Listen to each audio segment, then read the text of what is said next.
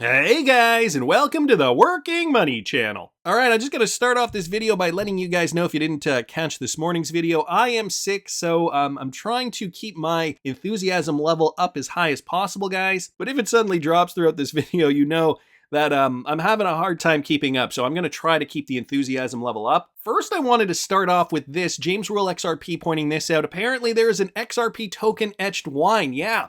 I'm not kidding. $24.95 XRP token etched wine. I don't know how good the wine is. California Cabernet Sauvignon, full-bodied, dry red with a smooth finish. I think the coolest thing about this is the bottle here, as you guys can see. XRP engraved in there. In some reviews, amazing etching. XRP the standard. Tammy down here saying, truly a unique bottle and beautifully etched detail. Ordering another just so I can keep this one as a piece of art. Beautiful bottle, great communication, and well packaged. So a lot of these people obviously buying the wine for the bottle itself. And if you guys are interested in this, I will link the information in the description of the video for you guys. Here's something, though, that I really think we should be paying attention to. Over the last several weeks, I've been talking about the doom and gloom in the markets. Recently just did a video on the Bank of England and how it could be one of the first central banks to be in trouble. Now, I also saw this from Nicola3 here on Twitter. India to shut down banks for 20 days. This was originally a TikTok video here, but, after doing more research, apparently it's not just bank holidays, but the government has decided to close down the bank for 2/3 of the month. Bank to remain closed for 21, this one's actually saying 21 days. Here is the full list. And so bank holidays, as the festival month kicks in tomorrow, the banks will remain closed for a total of 21 days. These holidays also include the regular holidays, such as the 2nd and 4th Saturdays of the month and Sundays.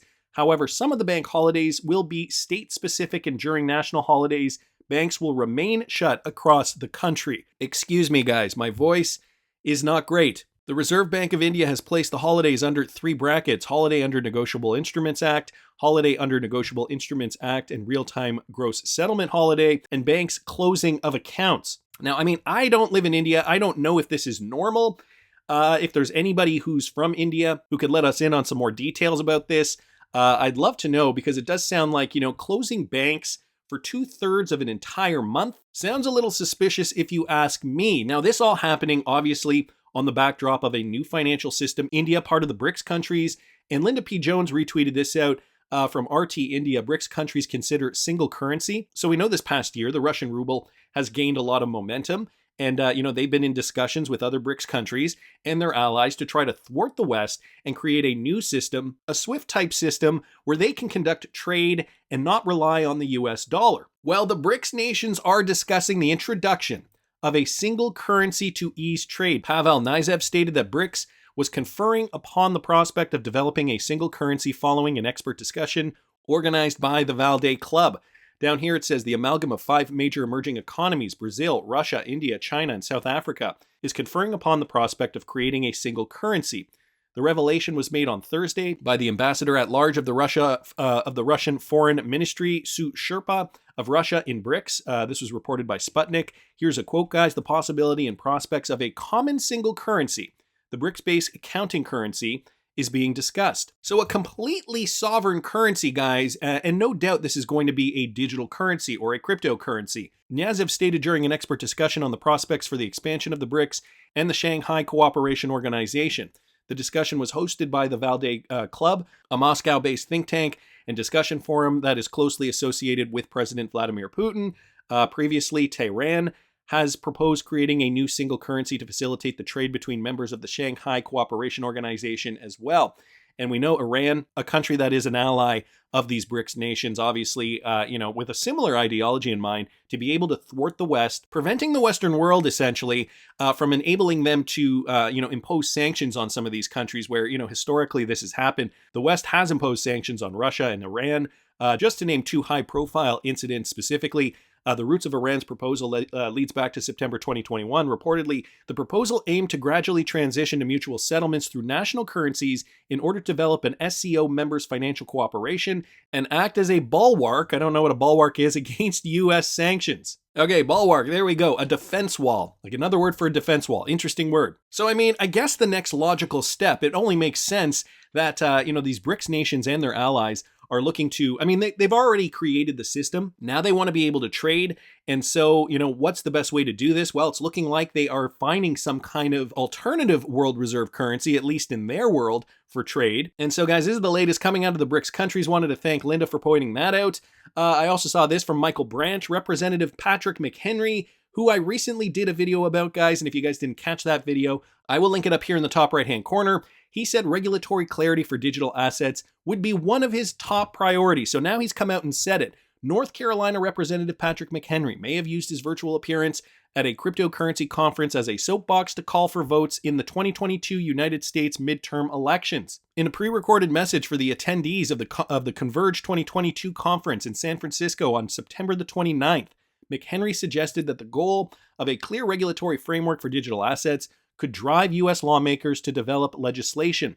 The Republican lawmaker used terms including bipartisan consensus and support from both major political parties over certain regulatory frameworks related to digital assets and stablecoins before seemingly encouraging crypto users to vote red in the next election.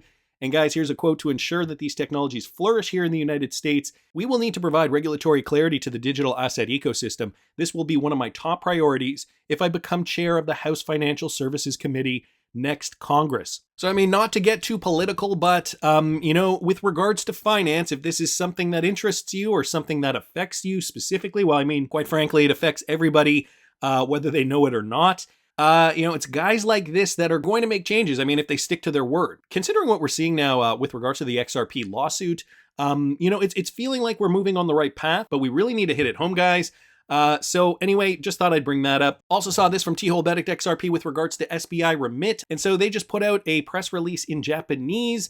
Let me just translate that. Complete merger with MoneyTap, guys. SBI Remit did announce this on the 28th, that they were going to merge with MoneyTap, so another Ripple-enabled company. We are pleased to inform you that we have completed the registration of payment agency business and that the merger was completed on September the 30th as planned. So just today, our company, which has mainly provided international remittance services centered on remittances to the hometowns of foreign workers living in Japan, will seamlessly operate both domestic and foreign exchanges on a global level by integrating the MoneyTap business through this merger. So two Ripple-enabled companies, namely MoneyTap and SBI Remit, forming a bond. I mean, we're seeing this more and more now. It felt like it was less prevalent a few years ago, I guess because there were less Ripple partners a few years ago, but now Ripple partners are coming together and creating that synergy that I'm assuming is really going to tap into XRPL usage.